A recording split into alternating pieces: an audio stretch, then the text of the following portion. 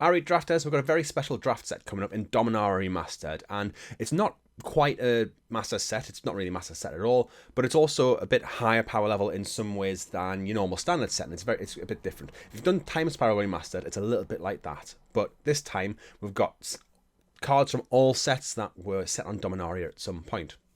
Normal draft set, you get 36 draft boosters in a box, a little bit more expensive than your standard set would be, but not kind of Masters level price. And the draft boosters are, you've got to see the graphic on your screen now, but they are pretty similar to what your normal draft booster would look like. You got 10 commons, 3 uncommons, and a rare. Sometimes you get a common which is a foil. Sometimes you get a common which has been upgraded to a retro uncommon, and sometimes your uncommon, very rarely it'll be a borderless common instead, but you know, it's pretty much 10 commons, 3 uncommons, and 1 rare or mythic, with the common sometimes being a foil of any rarity. You also get a basic land, and you get a token as normal, so things are looking pretty standard as we'll have a draft set, and they are fairly standard overall. We've got 2 colour archetypes, we've got a little bit of fixing, you've got some lands in there as well, and you know, it's fairly normal. However, what we do have are some really expensive cards, powerful cards that are in the set. You see a few on the screen now, which are some of the chase cards that are there. So it is worth looking up the price of some of the cards in the set before you go and draft it, because there are some really expensive ones. You get some interesting cards at common and uncommon as well. I think Ica Slick here is one I particularly want to point out, because this has cycling and madness, so you can pay the cycling cost, which makes you discard it, which means you can then pay the madness cost, so you can use it and then draw a card as well. It's kind of a cool design. It's mixing some things together, getting a little bit complex, and this is going to be quite a complex set. We've also got some old cards as well. And old cards, some of the old cards are really powerful. Other old cards are really not. You can see a couple of the cards on the screen here which are just bad, and I think what's going to happen with this draft set is the first few packs are going to be fine. You're going to get some really good cards. When I first looked at the spoiler, I thought there's some really bad cards in this set, but actually there's quite a lot of really good cards. But what will probably happen is you'll get 10 cards or so through the pack. The last 5 cards are going to be a real struggle to take something, because it's just going to be pretty bad, but you're still going to be able to draft a pretty okay set after all. I think Sealed's going to be a bit more tough, because you can just open up really bad pools. Some of the really busted rares that you want as like for money wise are not great in draft. Like Force Will's not the best card in draft. It's fine, but it's not really going to do very much, but you just want to take that because it's worth money. But it's going to be an interesting limited format, and one that I've actually been coming up on. I took us a while to put this video together because I wasn't really feeling inspired by the set, but I think it might actually be a quite good draft experience after really going through it in a bit more detail. Before I move on to the draft archetypes, I do want to put a couple of codes on your screen. This is for Arena. Now, this set isn't coming to Arena as far as we're aware in any way, shape or form. I might get a few cards from it in some way, but you know, I know plenty of people who watch the channel are use Arena, and this is again just like what I like to do, a little bit of a thank you to the people who support the channel by liking the videos, subscribing, and having a bit of discourse down below in the comments. And if you say anything in this video which you disagree with, or anything you're looking forward to, then feel free to comment down below. It helps out the channel just by commenting, and I always enjoy a bit of discourse in the comments as well.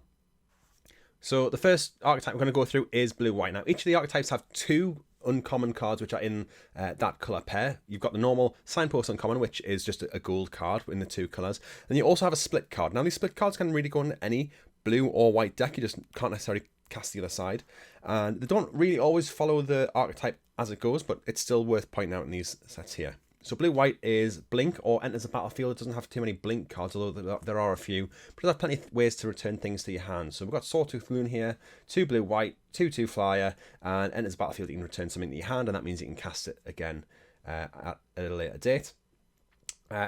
Interesting card. It does what you want it to do. Flyers are usually quite good in blue-white as well.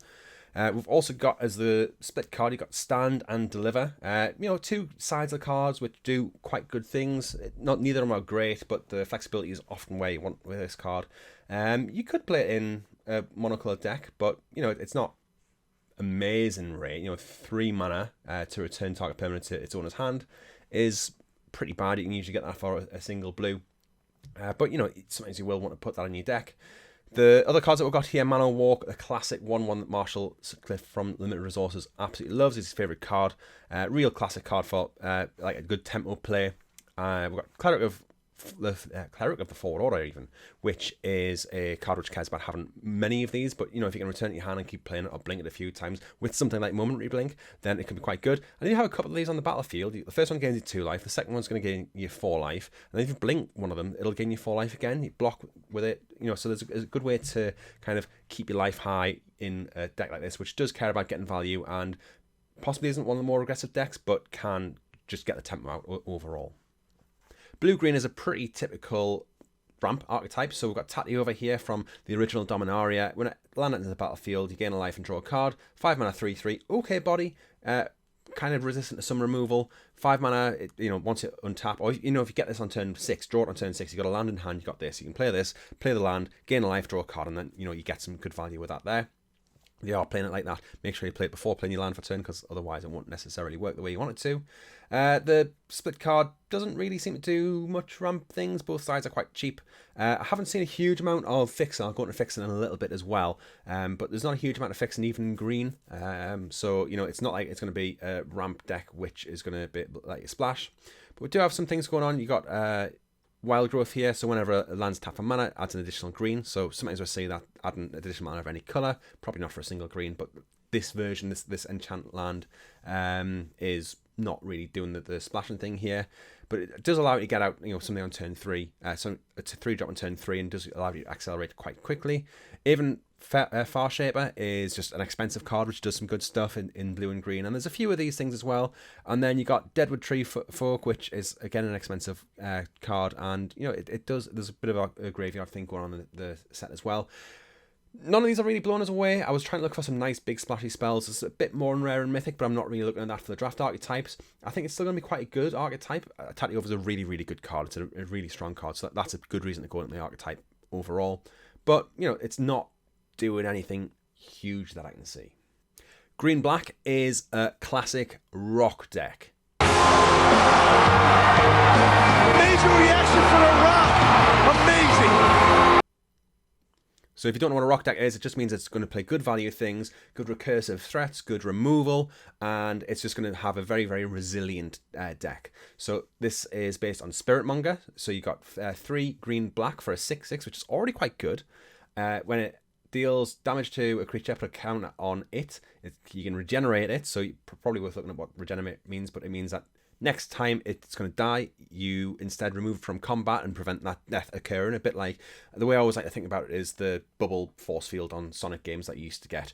So you know it gives you an extra life that doesn't remove it from the game or something like that. So you know it gives you a bit of a protection. And you can also change it with a different color, which probably won't be relevant. I can't remember seeing anything in the set which really cares about. Oh well, you can make it black, but it's already black because there's some removal spells which care whether it's black or not. But you know, it's just a bit of text which is on there from a previous set. Really, really strong card. Again, a really strong uncommon signpost here, which is a good reason to go into the colours. Quite splashable as well. If you're in blue-green, then you can have this with a few black sources in your deck. You know, I think it is something that I would quite happily splash for, being 5 cost. Again, we've got Life and Death here. It's doing some okay stuff, but nothing really exciting. And I think that's the case with a lot of these split cards, but not all of them. If we look at some other cards in the archetype, Phyrexian Rager, we've just seen that in Dominaria United. It's come back in Dominaria Remastered. It's a really strong card. It's a good rock card. You know, body, draws a card. It's got plenty of ways to gain life in these colours as well. So, you know, losing that life isn't the end of the world.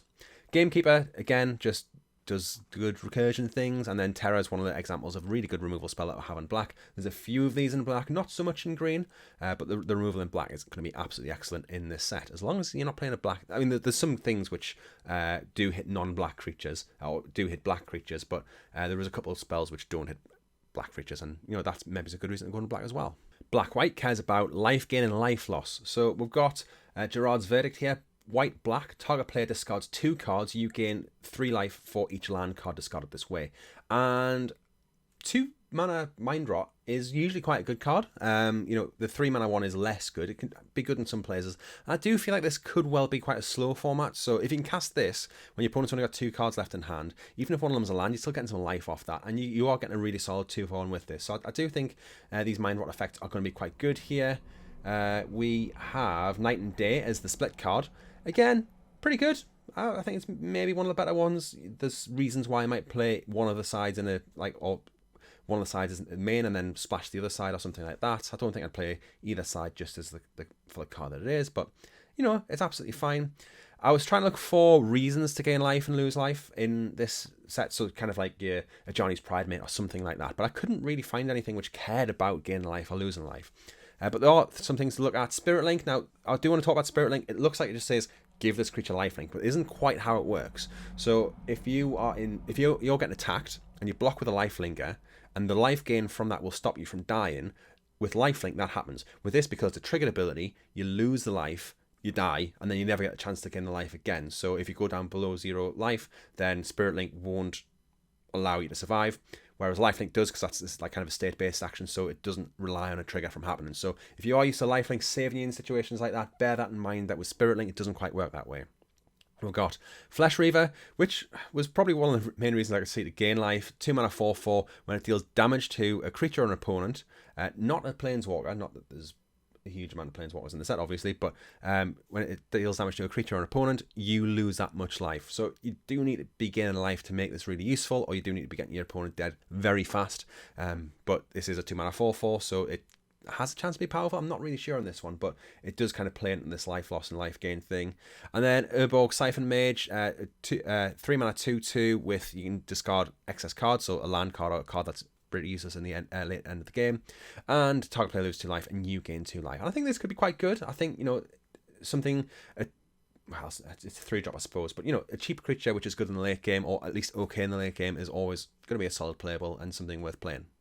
Blue-black has been given the label of control, and I really like recoil here. So 1 blue-black, return a permanent to its owner's hand, that player discards a card. So you bounce them into your opponent's hand and then they discard a card. If you can bounce a good token with this though, you're really off to the races. So they've got a couple of cards in hand, you're hoping they're both going to be pretty good. You bounce a token to the hand, that token just disappears, and then they've still got to discard something. So that's the best way to use this card. But of course, if your opponent's empty-handed and they've got one really good creature, it basically just removes the creature. They've got to discard, you bounce their really good creature and then they've got to discard it. So really, really good tempo play. Bear in mind, if your opponent's playing blue-black and you've got tokens, just bear in mind this might really, really blow you out, and something to be aware of. We have Spite and Malice as the split card. I think the black side's the better side of this here. 4 mana instant speed removal spell for most things in the format is going to be quite good. The Spite side, it's 4 mana negate. Really good on a split card, to be fair, but I don't think I'd be playing it in a non-black deck. It's quite a good card, but it's just one of these things. Other things that are quite good in a control deck. So you got Confiscate here, which is a control magic. Now, control magics are always really good. We don't usually get them in standard sets in this way, so 6 mana way to grab your opponent's best creature. And these are really, really good. The tempo swing is great. It's a solid 2/4, and you're getting their best thing, and you bring it to your side. So, it is really good. Counter Spell, which is just counter target spell. Really classic card, but really, really good card as well. Double blue, it's difficult to cast with, but it's absolutely fine. And then Faceless Butcher, 2 black, you exile target creature and opponent controls, and when this leaves the battlefield, they get that back. So, again, a 2-for-1. Maybe it's not as good as Confiscate, but it is 2 cheaper, and it exiles as well, so it does get rid of some indestructible permanents. And also, it's quite good against tokens, because it just means that when Faceless Butcher gets removed, the token never comes back ever. So some really, really solid things in here. I usually find the control decks are a bit difficult. You'll need a way to finish the game, I think, but there's some really, really choice removal spells in black and just really good value things going on in these colours. Red-black is a really interesting archetype, and I think it's actually the most interesting because it's something that we don't normally see. Now, often we'll have an archetype which cares about a certain creature type, but this is goblins and zombies, and it just does kind of work. Sometimes you might just go for a really, really goblin deck, sometimes you might go for a really zombie deck. We've got Dronu's Crusade. I can't read. It's the notes I've got are quite small here when I'm reading, but it means all goblins get +1/+1, and goblins are black zombies in addition to other colours and types. So it doesn't turn your zombies into goblins, but it does turn your goblins into zombies in case that matters. And yeah, it's quite cool. It's a Lord Anthem effect for your goblins, which is pretty good. We've got Pain and Suffering. Doesn't really fit in with the archetype, but we've got one. Well, I don't think either of these are amazing. Single black, target player discards a card. Good in the late game if they only got one card left in hand, but I don't know if I'd keep this. And you've got 4 mana destroy target land. There are some 3-color lands in the format, which people might be relying on to splash with, but I think this might be a bit of a sideboard card in the right archetype and the right matchup, but it's not one of the ones that I'd really, really go for. In the rest of the set, we've got Festerin's Goblin, which is the only card which is both a zombie and a goblin naturally, but it's pretty solid 1-drop to be fair. 1/1 that when it dies, something gets -1/-1 till end of turn, so it can trade with a 2/2 really easily. We've got Mog War Marshal, which is a pretty good card. It's got the echo cost there, so the turn after you play it, you've got to pay the echo cost, but it's quite an easy way to make an extra body, and if you have some kind of sacrifice effects, not that there's so many sacrifice effects apart from this Deadpolt here, but you could Deadpolt it quite easily, and it would be quite good with that. So you have a Deadpolt out, you cast Mog War Marshal, you sacrifice the Mog War Marshal itself to the Deadpolt, and then you get the Goblin from it anyway, because it cares when it leaves the battlefield. So that's a good way to see it used. There's Siege Gang Commando in the set as well, but that's a rare. And, there's good ways to abuse the way that this Mog War Marshal works. And then, like I just said, Deadpolt here as well. It feels like a real Goblin card, and I think that's a really good inclusion, because it's the type of thing you'd normally see for Goblins, but it cares about sacrificing zombies, and there's plenty of zombies in the set as well, which just you can naturally use with this. Blue-red is a Storm archetype, and we've got some interesting cards on here. We've got some of the classic Storm cards, as you'll see in a minute. We've got Quicksilver Dagger here, which is a bit of a build-around, to be honest, and I'll go into a combo that we've got with this after we go through all these draft archetypes, but it's pretty good, and, it's a good way to draw cards. It's a good way to just get your opponent's life total down a little bit. You can leave it on a good blocker, and then you can tap it at the end of your opponent's turn, draw an extra card, deal 1 damage to them. It's just plays a Planeswalker, so you can't hit creatures with it, but it's worth mentioning. Fire and Ice is probably the best of the split cards. It saw play in Legacy, I think, for a while. It's just really good rate on both sides. Not amazing, but again, the optionality comes in really good, and I think either side is probably worth playing in some... you wouldn't cut it from many blue decks, or you wouldn't cut it from many red decks. If you're playing blue-red, it definitely goes in. For the Storm side of things, we've got Empty the Warrens and Grapeshot, which are two of the classic Storm spells at common and uncommon. Just, you cast a load of spells and you cast this at the end of that, and you get a really good value out of it. And we've got cards like Frantic Search, so this is 2 in a blue, draw 2 cards, discard 2 cards, untap up to 3 lands. So you can cast this and then untap and then cast your Empty the Warrens, and you get 4 goblins or something like that. Or you can really dig with this. I think there's also Peregrine Drake, which is a 5 mana 2/3 flyer, which when you cast it, when it enters the battlefield, you untap 5 lands, and then you can use that as part of this ongoing thing as well. But imagine you got 5 mana, you cast a Frantic Search, you find your Peregrine Drake, you untap your 3 lands, you cast your Peregrine Drake, you untap 5 lands, and you cast an Empty the Warrens or a Grapeshot, and you're off to the races. And if you've got 6 cards, then you can cast the Grapeshot, then cast the Empty the 6 lands, you can cast the Grapeshot, then the Empty the Warrens. There's definitely things that you can do here, and the Storm cards will work. Sometimes you see Storm doesn't quite work, but I do think there's a deck here which will definitely work. Red White is Auras. Now, I don't think this is going to be a great one. We've seen it trying to happen before, and it's not great. We saw Tiana in the original Dominaria, and it wasn't great then either. I did manage to do a really good Red White aggro deck once in Sealed, and I don't think I really cared about this at all. But it does care about auras and equipments. More auras here than equipments. I don't think there's a huge amount of equipment in the set. More focus on auras, but there are ways to abuse what's going on. Split card, again, fine. Exile target attacking creature for 4 mana.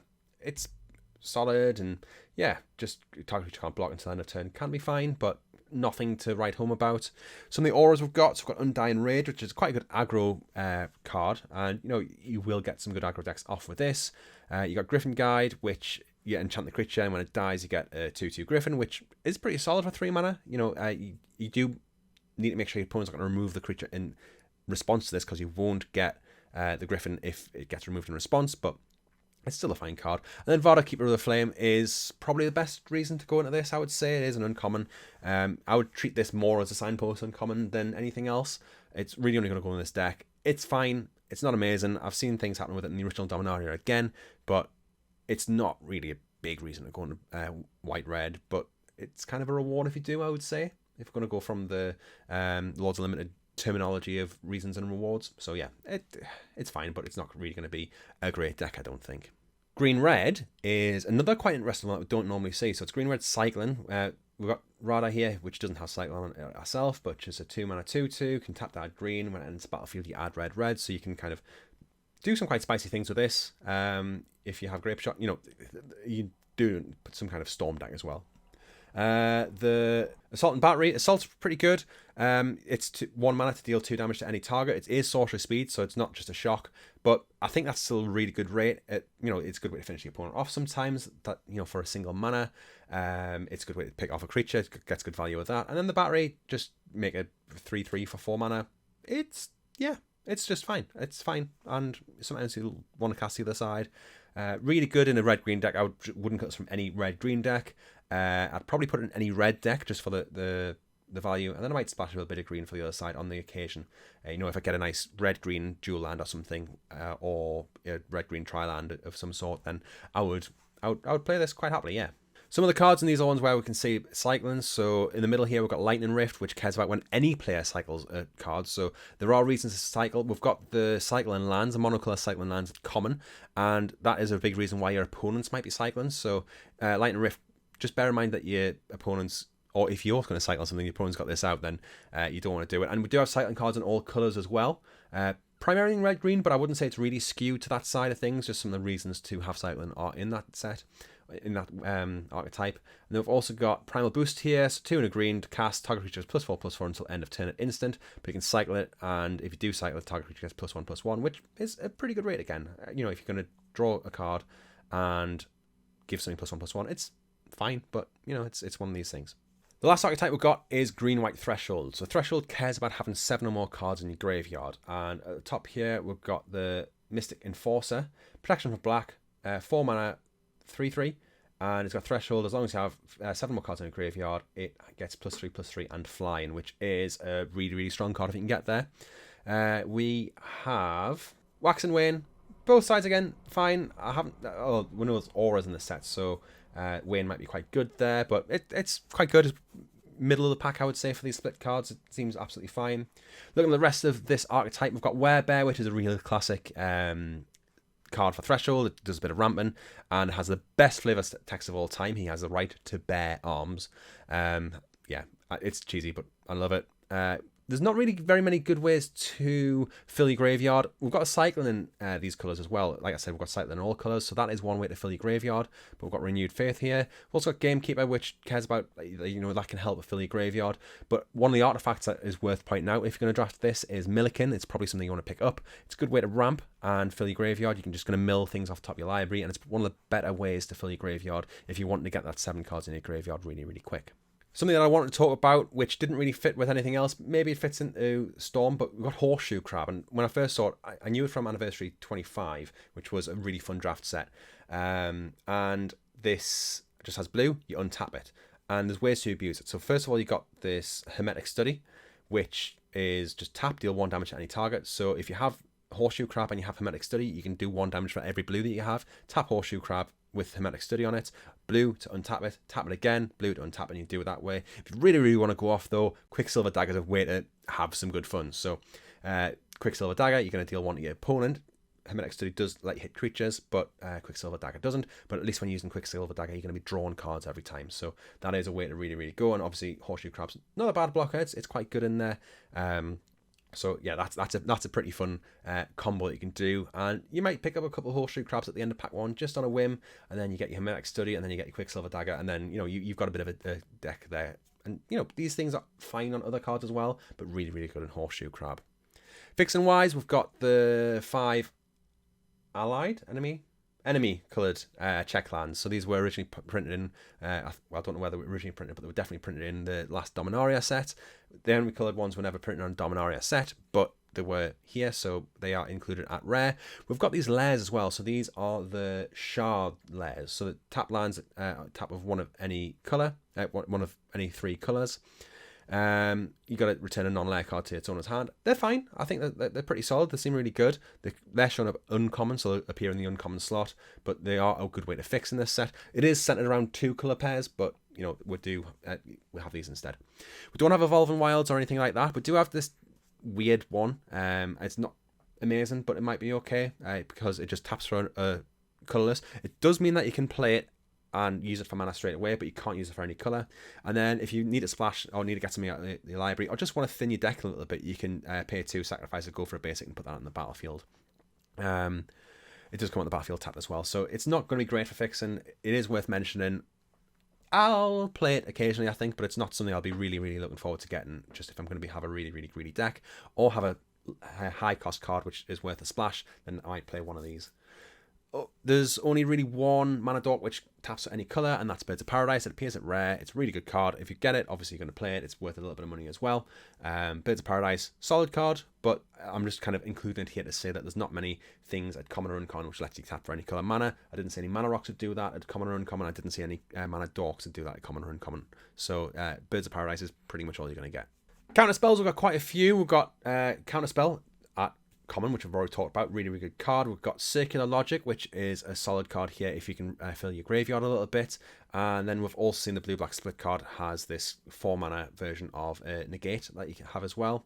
At rare, you've got Absorb, which really good card. It's the mana's a bit tough on it, but you know it counters the spell and you gain some life, which is what you want in some of these really good control decks. And then Force of Will, which you probably not going to play at limited, but it's worth thinking about, and sometimes we'll include it. And if I'm going through all the counter spells, then it does need to be included here. Finally, all I have left to talk about is the Boogeyman of the format. And I was looking, there's nothing really that blows me away. And then I saw this card and I thought, yeah, this was the Boogeyman of its own format. It's Lyra Dawnbringer, absolute monster in original Dominaria, but it's going to be really good here as well. It does die removal, but it is a house, flying first strike, lifelink. You play it, if you get to untap with it, you're probably going to win the game. Gaining 5 life, taking 5 off your opponent. You can't really block it profitably. Yeah, it's a really, really solid card, but it is dealable. You can deal with it. I didn't say anything which is like ridiculous. Some really good build arounds and things, but nothing which is just powerful on its own. So this is something which I think is going to be the Boogeyman of the format. Overall, I think it looks like a really fun set. I think it looks interesting. I think the more I've looked at it, the more I've thought is really good. I love the idea of it. I love these remastered sets. I kind of like how there's bad cards in here as well that you're going to need to make good. It will make some feel bad drafts every now and again, I suppose. And it's not really super new player friendly, but I think it's worth playing and it's good fun. I wish it was kind of a normal standard draft set price, but it's not, and there's not much we can do about that, but I still think it's going to be quite good. Anyway, hope you've enjoyed the video. If you did, obviously give us a subscribe. I do produce content roughly every week. Some weeks I'll make 2 or 3 videos, some weeks might be a bit late on creating something, might be 10 days between videos, but I do try to make something every week. Like the video if you have enjoyed the video as well, if you already subscribed, and until next time, good luck in your drafts. Bye.